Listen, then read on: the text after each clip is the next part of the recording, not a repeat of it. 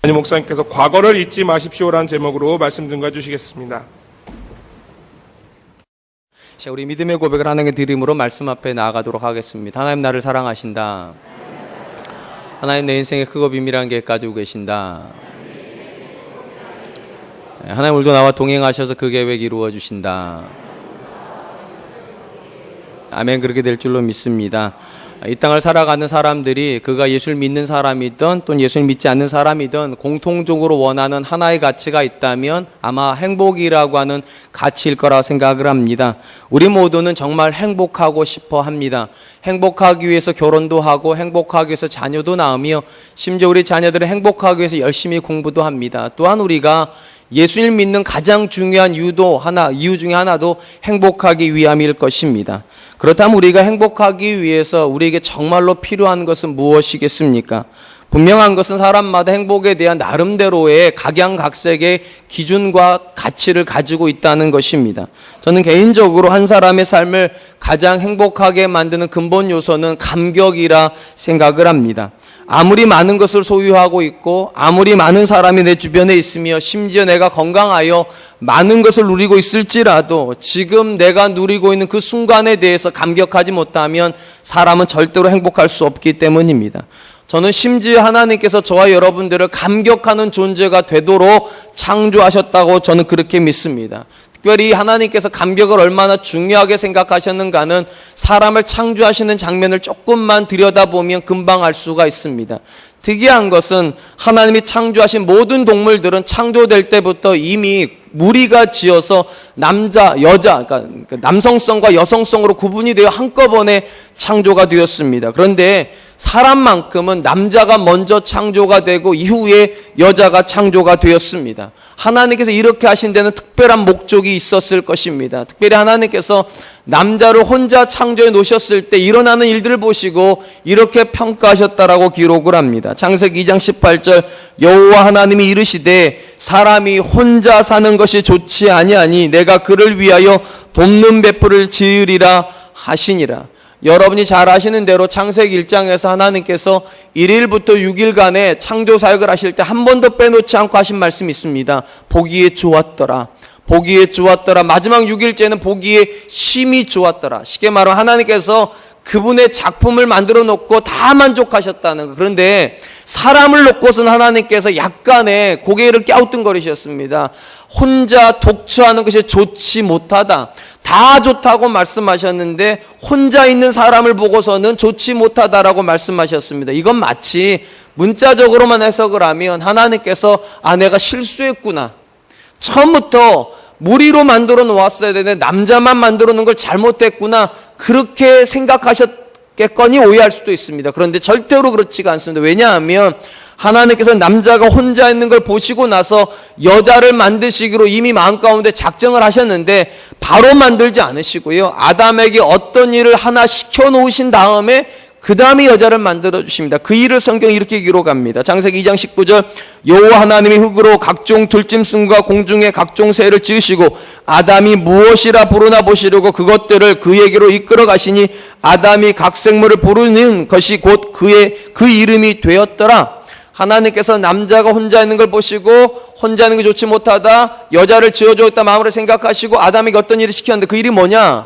하나님이 만들어 놓으신 동물과 새들의 이름을 짓게 하는 것입니다. 왜 이 일을 하게 하셨을까? 한 번만 생각해 보시기 바랍니다. 사자들이 올 때 혼자 오지 않죠. 무리지어서 옵니다. 호랑이들도 무리지어서 옵니다. 새들도 새떼가 날라옵니다. 아담이 이렇게 갔대. 다 암수가 오는데 나만 혼자이구나. 오호라 나만 혼자로구나.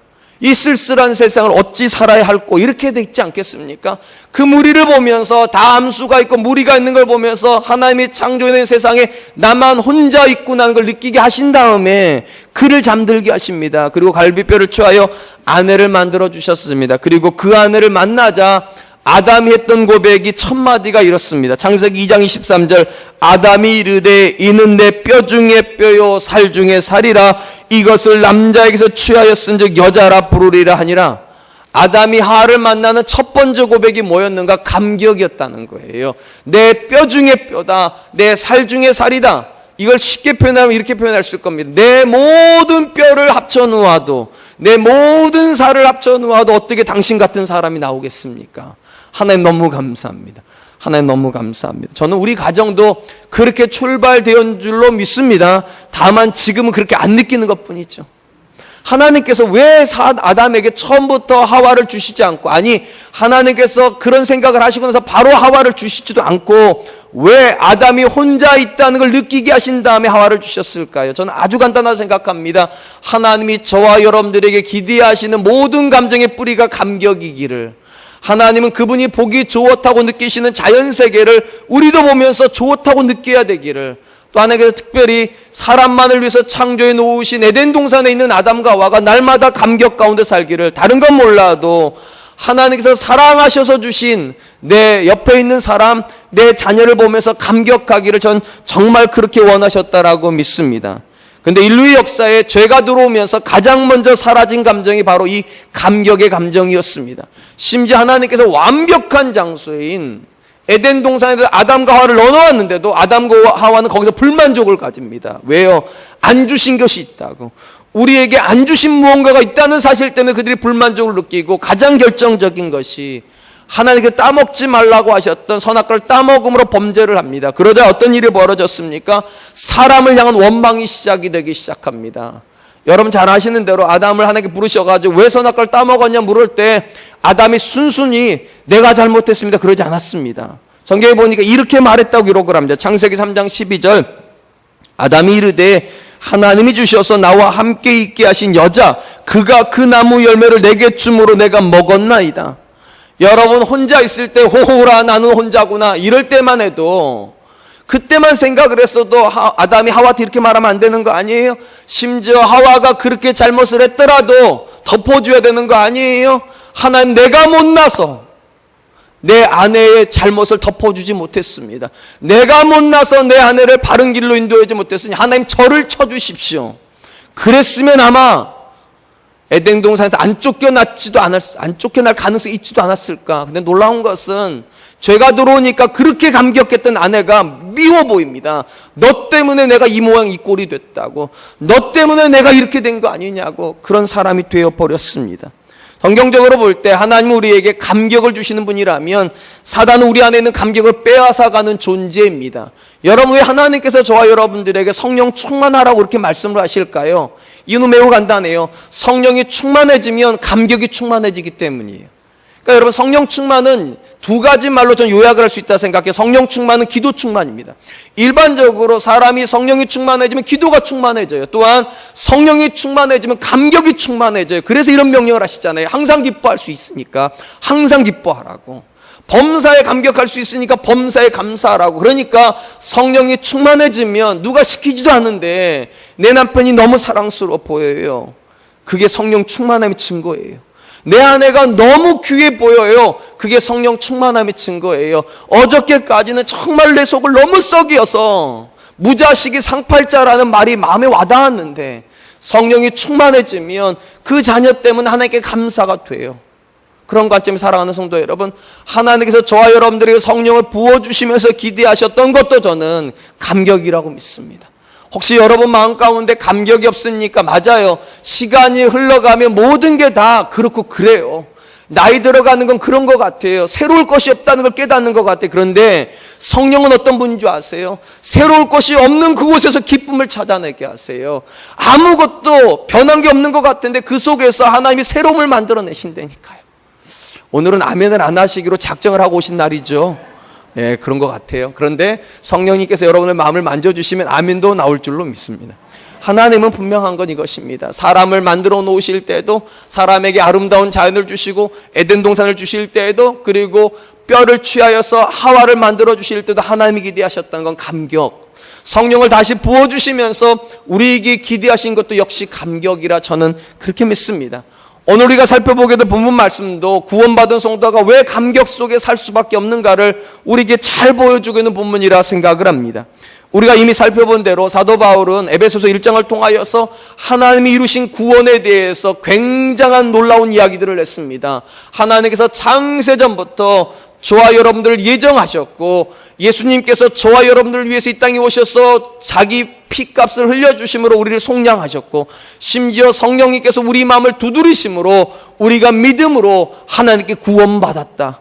이 사실이 너무 놀랍다고 사도 바울은 감격 또 감격을 합니다. 그렇다면 여러분, 왜 사도 바울이 이렇게까지 감격을 하는 걸까요? 물론 맞아요.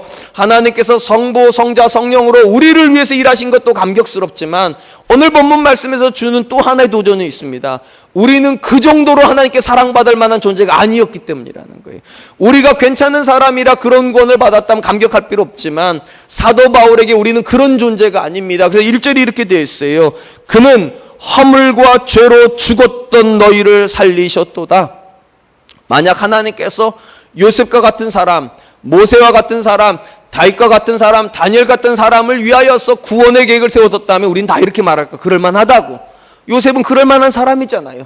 다윗은 그럴만한 사람이잖아요. 다니엘은 하나님께서 창세전부터 알았다고 말할 만한 그런 사람이잖아요. 그런데 저와 여러분도 그런 사람입니까? 아니, 제가 여러분은 잘 모르겠어요.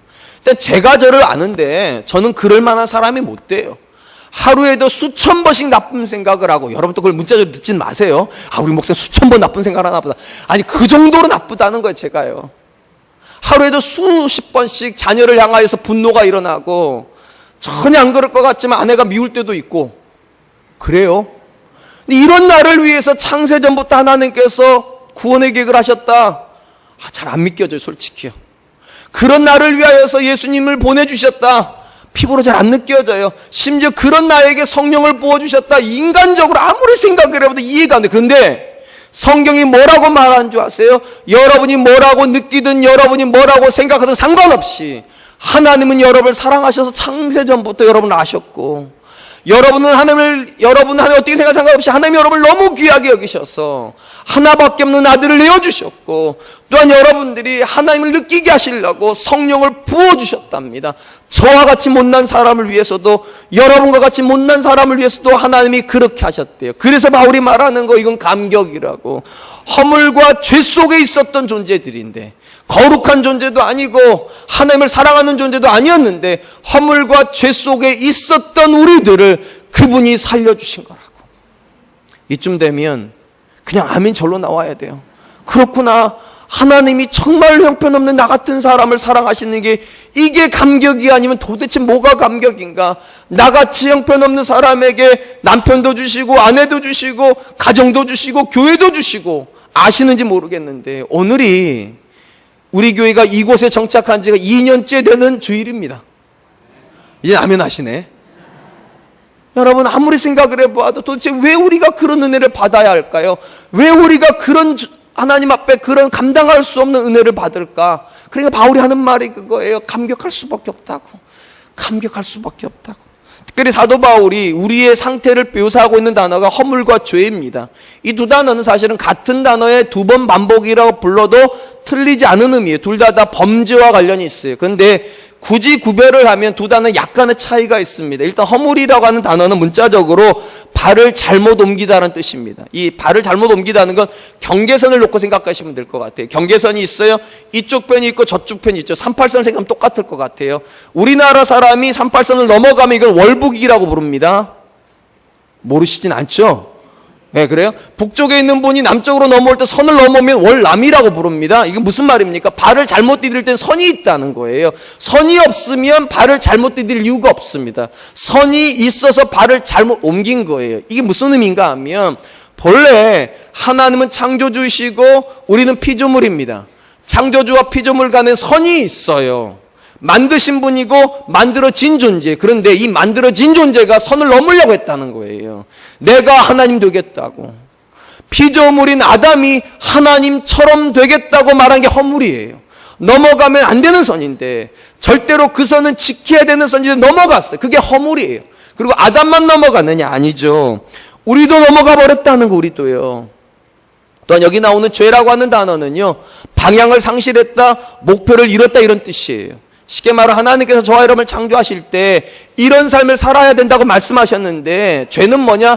그런 삶에서 이탈하는 거예요. 여러분 잘 아시는 대로 하나님께서 아담과 하와에게 한 가지 부탁하셨잖아요. 선악과 따먹지 마. 선악과로 가는 길은 가지 말라고 말씀하신 거예요. 그런데 아담과 하와가 선악과로 직진해 버렸어요. 방향을 잃어버린 거죠. 잃어보건대 성경이 말하고 있는 죄는 크게 두 가지 의미를 가지고 있습니다. 첫 번째는 존재론적인 의미를 가지고 있어요. 피조물이 창조주처럼 되려고 하는 것, 하나님이 아닌 존재가 하나님의 자리에 올라가서 하나님처럼 살려고 하는 것, 그것이 죄입니다. 성경적으로 보면 이런 죄를 지었던 대표적인 사람, 물론 우리가 알고 있는 아담이기도 하지만 구체적인 우리가 느낄 수 있는 죄를 지은 사람, 대표적인 사람은 사울일 것 같습니다. 여러분 잘 아시는 대로 사울을 하나님께서 이스라엘 초대 왕으로 삼으셨어요. 기대하시는 것이 있었어요. 하나님이 그를 통하여 이스라엘을 다스리는 것입니다. 그러니까 실질적으로 사울은 왕이 아니죠. 누가 왕인가? 하나님이 왕이에요. 그럼 사울은 어떤 역할을 하는가? 하나님이 다스린다는 걸 보여주는 역할을 해야 되는 존재입니다. 그런데 사울이 그 역할에 만족하지 않습니다. 자기가 진짜 왕이 되려고 해. 하나님 배제하고 자기가 이스라엘을 다스리고 싶어 합니다. 이런 모습을 가장 잘 보여준 사건이 사무엘상 15장에 나오는 아말렉을 진멸하는 사건이에요. 그건 진멸하지 않아요. 왜냐하면 그 백성이 원하는 일을 하고 싶었거든요. 그리고 이 일을 책망하는 사무엘에게 사울이 뭐라고 말을 하는가?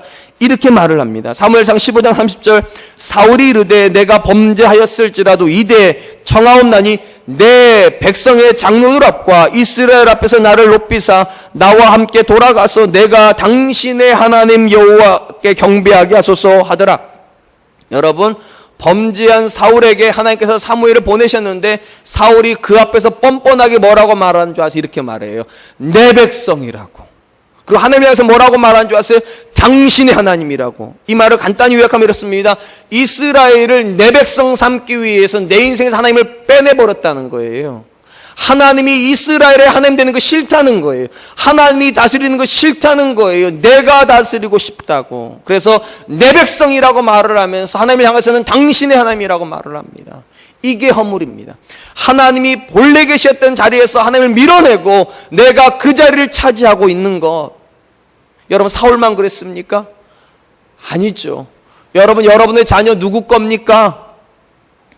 이분 삐뚤어져도 말은 이제 되도록 합시다. 자, 여러분의 자녀 누구 겁니까? 여러분의 배우자 누구 겁니까? 여러분의 가정은 그럼 누구 겁니까? 우리의 일터는 누구 겁니까? 점점 작아져요. 교회는 누구 겁니까? 이것도 작아져요.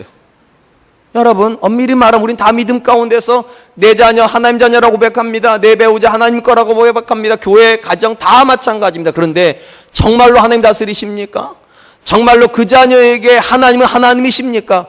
혹시 부모가 하나님 같은 존재는 아닙니까? 내가 말하면 들으라고. 그러진 않습니까? 여러분 배우자에게 어떤 삶을 요구하십니까? 내가 원하는 삶을 원합니까? 아니면 하나님이 기뻐하시는 삶을 원하십니까? 여러분, 이 또한 허물이에요. 하나님께서 다스려야 되는 가정이 하나님 다스리지 못하시고 하나님께서 간섭하셔서 만드셔야 될 자녀의 모습을 내가 간섭을 해서 내가 원하는 대로 만드는 것, 이 또한 허물이에요. 이거 우린 다 허물이죠. 또한 허물만 있는 게 아닙니다. 우리 안에 죄도 있습니다. 여러분 잘 아시듯 죄가 아까도 말씀드린 대로 하나님을 인정은 하되 하나님의 말씀에 순종하지 않으면 이건 죄입니다. 우리 중에 그런 분들이 굉장히 많아요. 주일에 하나님을 인정하기 때문에 이렇게 나와서 예배는 드려요.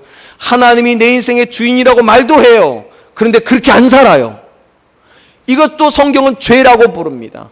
성경적으로 볼 때 사울하고 가장 대비를 이루는 삶의 모습을 보여주는 사람은 아마 요셉일 것 같습니다. 창세기 50장에 보면 요셉에게 어떤 사건이 하나가 일어납니다. 어떤 사건인가? 아버지가 돌아가시고 나서 야곱이 죽고 나서 그의 형들이 요셉을 두려워하는 사건이 벌어집니다. 왜냐하면 형들이 이렇게 생각을 했습니다. 아버지가 살아있을 동안에는 아버지 때문에 자기들을 해코지 않았다는 거죠. 근데 아버지가 죽은 마당이니까 이제는 본색을 드러내서 우리를 죽이려고 할 거라고. 그래서 종들을 보내가지고 요셉에게 뭐라고 말을 합니까? 우리가 당신의 종이라고, 우리를 불쌍히 여겨달라고. 그때 다윗이 그러니까 요셉이 뭐라고 말을 하는가? 이렇게 말을 합니다. 창세기 50장 19절 21절 요셉이 그들에게 이르되 두려워하지 마소서, 내가 하나님을 대신하리이까. 당신들은 나를 해하려고 하였으나 하나님은 그것을 선으로 바꾸사 오늘과 같이 많은 백성의 생명을 구원하게 하시려 하셨나니 당신들은 두려워하지 마소서. 내가 당신들과 당신들의 자녀를 기르리이다 하고 그들을 간곡한 말로 위로하였더라.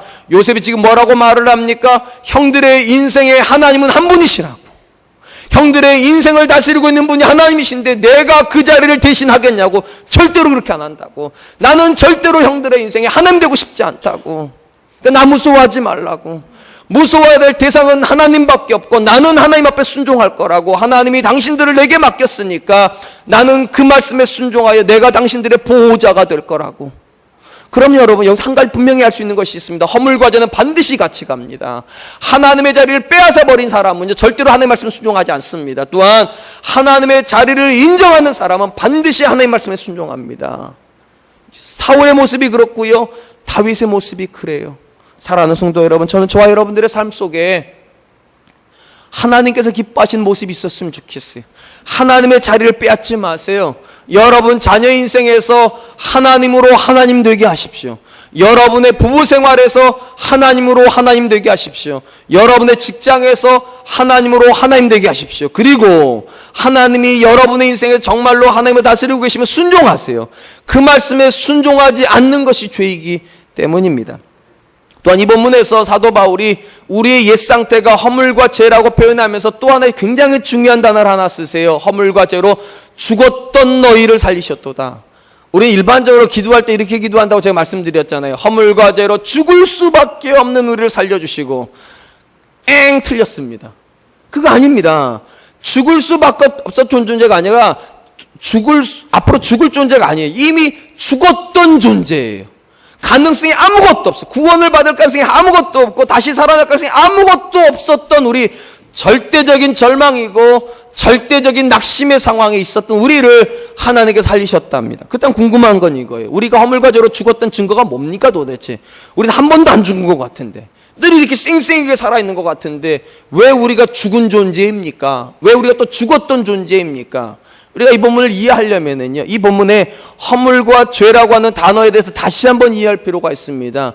우리 본문은요, 허물과 죄라고 단수로 쓰고 있는데요, 헬라어 원문을 보면 이 단어는요, 허물들과 죄들로 되어 있습니다. 무슨 말인가 하면, 만약에 우리가 영원히 살아있으며 깨어있다면 우리는 한두 번 정도는 죄 지을 수 있어요. 그런데 느끼는 게 있어요. 아, 이게 죄구나. 그래서 죄들을 지면 안 되는 거예요. 허물들을 하면 안 되는 거예요. 깨어있다면, 영원히 살아있다면, 감각이 있다면 그렇게 하면 안 되는 건데, 감각이 없고 죽어 있다 보니까 어떤 문제가 벌어졌는가? 죄인지도 모르고 죄 짓고 허물인지도 모르고 허물된 일을 한단 말이에요. 그래서 죽은 거라는 거예요. 제가 최근에 정말 오랫동안 만났던 권사님하고 만났는데, 권사님 울면서 이런 얘기를 해요. 목사님, 우리 큰딸이 안 믿는 사람이랑 결혼해요. 걔가 그러면 안 되는 거잖아요. 내가 얼마나 걔를 사랑했고, 얼마나 내가 하나님 앞에 기도했고, 얼마나 신앙을 강조했는가. 목사님 잘 아시잖아요. 제가 잘 알거든요. 정말 믿는 집에 보내고 싶으셔가지고 아끼고 한 번도 소개도 못하고, 조건 좋은 사람도 소개도 못하고 아끼고 아꼈는데 하는 말이 그거예요. 걔가 그러면 안 되는 거 아니에요? 예, 여러분, 제가 그 말 듣고 와서 집에서 다시 한번 생각을 했어요. 아, 내 자식도 그럴 수 있겠구나. 왜냐하면 여러분, 부모 같은 자녀가 있으면 절대로 부모 마음에 망치질 안 하죠. 근데 그게 부모에게 망치질 하는지도 모르고 그 짓을 해요. 부모가 그렇게 간절히 기도하고 그렇게 간절한 마음으로 사랑해주면서 좋은 가정, 행복한 가정 만들어 주려고, 근데 그 마음도 모르고, 부모가 딱 하나 보는데 신앙 보는데 그걸 버리고 와버릴 때 그때 아는 거잖아요. 걔 인생에 난 도대체 뭐였나? 내가 걔 인생에 살아있었던 건가?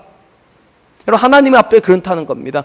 만약에 우리가 하나님 앞에 살아있었으면 한 번 정도, 두 번 정도 죄 짓고 끝낼 수 있었을 거예요. 그런데 우리가 하나님 앞에 살아있지 않았다니까, 죽어 있었다니까. 그러니까 그것이 죄인지도 모르고 끊임없이 죄를 지었던 것이고, 그것이 하나님 자리를 빼앗아 오는지도 모르고 끊임없이 하나님 자리를 뺏어 왔다는 거예요. 죽어 있었으니까. 사실 우리 대부분은 예수님 만나기 전에 내가 내 인생의 주인이었죠. 그리고 예수님 만나기 전에 내가 원하는 삶을 살았잖아요. 그래서 우리가 노래도 많이 불렀잖아. 내 인생은 나의 것, 내 마음대로 사는 내 인생은 내 거라고 그렇게 노래도 부르면서 살았잖아요. 근데 그게 죄인지도 모르고, 근데 하나님을 만나고 나니까 깨닫는 게 그게 죄였어요. 우리 마음대로 살았고 내가 주인으로 사는 게 죄인 줄 그때는 몰랐어요. 왠 죽었으니까. 지금 살아나니까 깨닫는 게 있어요. 그게 죄였구나. 그게 죄였구나. 여러분 자녀를 낳으셨어요? 우리 다 그랬잖아요. 내가 낳은 자녀라고 그랬잖아요. 그러니까 내 마음대로 키우고 싶고 내가 원하는 대로 키우고 싶었잖아요. 그리고 그것이 당연한 줄 알았는데 죄인 줄 모르고 살았는데 예수님 만나고 나니까 그게 죄예요. 하나님 이렇게 회개하잖아요. 하나님 잘못됐다고. 내 마음대로 키운 거 용서해달라고. 하나님 자녀인데 내 자녀로 키웠다 하는 용서해달라고. 여러분 죽었다는 증거가 무엇입니까? 끊임없이 죄 짓고 있는 게 죽은 거예요. 죄인 줄도 모르고 그것이 허물인 줄도 모르고 그렇게 죄를 지은 것입니다. 또한 사랑하는 성도 여러분, 분명한 건 이거예요. 우리가 허물과 죄에서 살아났을지라도 여전히 하나님 자리를 뺏어올 수 있어요. 안 그렇습니까? 여러분 예수님 믿고 나서 하나님 자리 한 번도 안 뺏은 적 있으세요? 그런 거 아니잖아요. 맞아, 예수님 믿음에도 불구하고 하나님 자리를 내가 뺏을 수 있어요. 하나님 믿음에도 불구하고 구원받았음에도 불구하고 죄 지을 수도 있어요. 그런데 이전하고 다른 게 하나가 있어야 돼요. 이전에는 그것이 죄인 줄 몰라서 죄책감을 못 느꼈다면 이제는 찔림을 받게 되어 있습니다. 살아있기 때문에요. 살아있는 존재는요, 내가 하는 행동에 대해서 찔림을 받아요. 그래서 그 권사님도 이렇게 말하다니까요. 양심이 있으면 그러면 안 되는 거 아니냐고. 여러분, 우리 안에 성령님께서 계시다면 찔림을 안 받는 게 이상한 겁니다. 내가 잘못할 수 있다니까요. 근데 거기에 찔림이 없으면 생각해 봐야 돼요. 나 구원받은 사람 맞는가? 여러분, 하나님이 여러분에게 찔림을 주세요. 여러분 남편하고 불편한 관계를 가지고 나면 분명히 남편이 잘못했어요. 보니까 퍼센테이지로 말하면 남편이 70 잘못했고 내가 30 정도밖에, 난 눈 흘긴 것밖에 없어요. 나머지는 다 남편이 잘못하니까 7대3. 그러니까 남편이 사과해야 되는데, 분명히 남편이 사과를 해야 되는데 내가 예수님 믿는다는 이유로 이상하게 내가 찔려요. 남편이 더 잘못한 게 맞는데도 내가 찔려요. 왜 그럴까요? 성령님 그렇게 하시는 거예요. 자녀가 분명히 나쁜 짓을 했어요. 부모가 기대하는 기대 수준이 못 미쳤어요. 분명히 자녀가 잘못해서 나는 그냥 자녀에게 조금 심한 말을 했어요. 퍼센테이지로 7대3이에요. 저놈이 잘못했다고 말해야지 내가 용서를 해주는 거예요. 그런데 그리고 그 나쁜 심한 말 해주고 방에 들어왔는데 왜 내가 찔리냐고. 왜 내가요? 한 번도 안 찔려본 얼굴들이에요. 아니잖아요. 내가 왜 찔릴까 도대체. 난 잘못 별로 안 했는데. 그게 거듭난 증거예요. 하나님께서 이전에는 저놈이 잘못했고 요놈이 잘못했고 물론 이 연분도 계세요. 그분이 잘못하기도 하셨는데 그때는 그 사람이 잘못했다 생각하고 내가 마음이 편했는데 지금은 그렇게 안 될 때 느끼는 게 있어요. 내가 하나님의 사람이 맞구나. 내가 하나님께서 나를 구원해 주신 게 맞구나. 이전에는 안 느꼈던 이 불편함이 내 안에 있는 거 보니까 하나님께서 내 안에 성령님 주신 게 맞구나. 그러므로 사랑하는 성도 여러분, 오늘 본문 말씀대로 한다면 저와 여러분들이 정말로 구원받은 사람이라면 최소한 두 가지가 우리 안에 있어야 되면, 첫 번째, 감격이 있어야 됩니다. 나 같은 사람, 허물과 죄로 이미 죽어 있었던 나 같은 사람에게 하나님께서 그분의 아들을 주시고 성령을 부어주셨다면 감격해야죠. 두 번째, 저와 여러분들이 새로워진 존재라면 우리 안에 찔림이 있어야 돼요. 이전에는 아무렇지 않았던 그 일에 대해서 찔림이 있어야 됩니다. 그리고 여러분들에게 그 찔림이 있다는 건 선물이에요. 어떤 선물이요? 더 좋은 사람 되라고, 더 좋은 인간관계 맺으라고, 더 좋은 인격으로 발전해 가라고. 저는 우리 사랑과 은혜교회 성도님들은 그럴 수 있기를 축원드립니다. 날마다 남편과 아내와 자녀를 보면서 감격하고, 그 자녀와 그 남편과 그 아내 때문에 내가 잘못한 것이 느껴져서 찔리고, 어떻게 하면 좋은 아내 될 수 있을까? 어떻게 하면 좋은 남편 될 수 있을까? 어떻게 하면 좋은 부모 될 수 있을까를 붙잡고 기도할 수 있는 그런 분들 되셨으면 좋겠습니다. 그렇다면 또 궁금한 건 이것입니다. 우리가 과거에 허물과 죄로 죽었던 시절은 어떻게 살았을까요? 왜 이야기를 해야 되냐면, 만약에 우리가 지금부터 살펴보고 있는 내용이 현재의 우리 모습이라면 우리는 아직도 허물과 죄 속에 있는 거예요. 그래서 사도 바울이 과거의 우리 모습에 대한 이야기를 해주는 거예요. 과거에 우리는 어떻게 살았는가? 첫 번째, 허물과 죄로 죽어서 세상 풍조를 따라 살았다라고 얘기합니다. 2절 상반절입니다. 그때에 너희는 그 가운데서 행하여 이 세상 풍조를 따르고, 이게 여기 나오는 이 세상 풍조라는 말은 이 세상의 방식, 이 세상의 유행이란 뜻입니다. 쉽게 말하면 이 세상에 사는 사람들처럼 똑같이 살았다는 거예요. 다를 바가 하나도 없이 그렇게 살았다고. 제가 앞에서 그런 말씀 드렸어요. 우리가 예수님 만나기 이전에는 우리 안에 감각이 없다고, 죄에 대한 감각이 없었다고. 웬 죽었으니까. 죽은 존재에 감각이 없어요. 또한 죽은 존재가 못하는 게 하나가 있습니다. 죽은 존재는 절대로 선택을 못합니다. 여러분, 사람이 죽으면 내가 입고 싶은 옷을 입습니까? 사람이 입혀준 옷을 입습니까? 안 죽어봐서 모르세요? 그러니까 사람이 죽으면 내가 입고 싶은 옷을 입냐고, 아니면 사람이 입혀준 옷을 입냐고요. 입혀준 옷을. 일반적으로 여러분, 어떤 분은 이런 생각을 해. 죽을 때가 가장 아름다운 순간이 가장 이쁘게 입혀달라고 그러는데 자식이 꼭 3배 옷을 입혀놔요. 나는 그거 안 입고 싶은데 죽으면 선택권이 없어요. 죽으면 그냥 따라가는 거예요. 살아있는 사람이 입혀주는 거 입어야 되고, 살아있는 사람이 묻어놓는 곳에 누워야 돼요. 나는 그렇게 눕기 싫은데. 그게 죽었다는 증거예요. 본문에 뭐라고 말하는가? 너희가 죽었기 때문에 세상 풍조를 따라 살았다고. 쉽게 말해 세상이 나를 끌고 가는 대로 죽었으니까 반항도 못하고 질질 끌려다녔다는 거예요. 그들이 어디 자녀 보내면 나도 글로 보내야 되고, 그들이 집 사면 나도 집 사야 되고, 그들이 차 사면 나도 차 사야 되고, 그들이 빨개 벗고 다니지만 요즘 거의 빨개 벗는 수준으로 옷 입고 다니는 사람 많잖아요.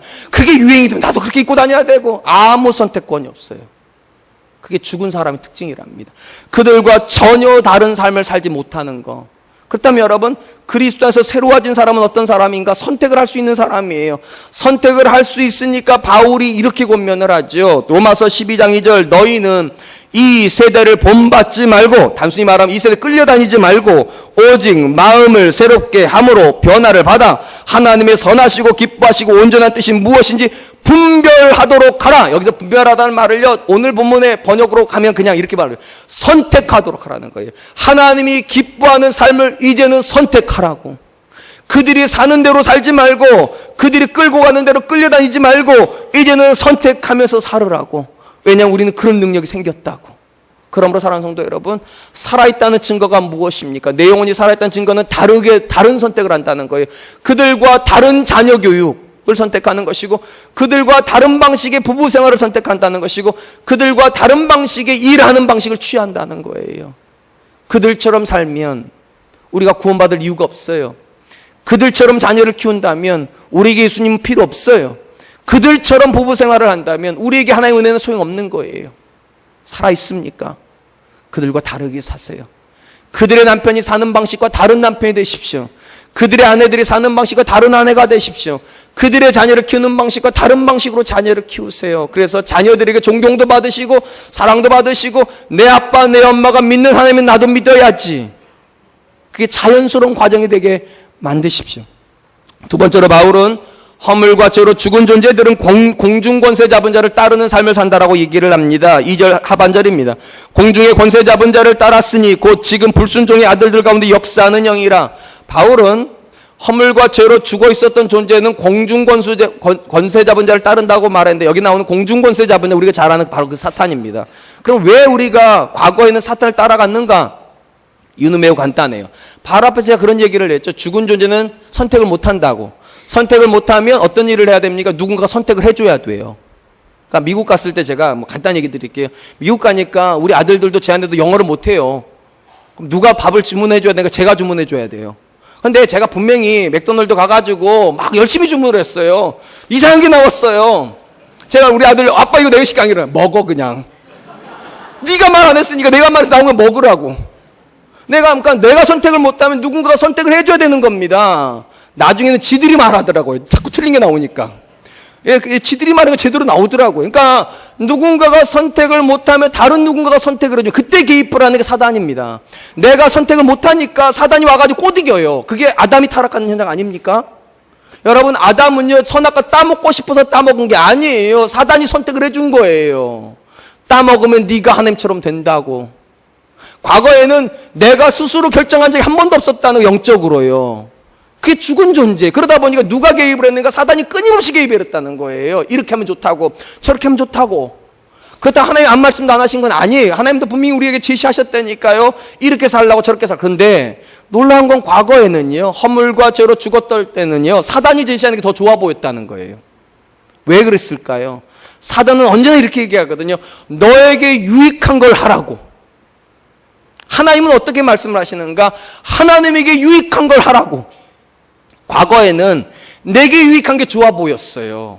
그래서 끌려다녔어. 사단이 말하는 게 내한테 유익한 것처럼 끌려다녔는데 이제는 내가 하나님을 선택할 수 있는 힘이 생겼다는 거예요.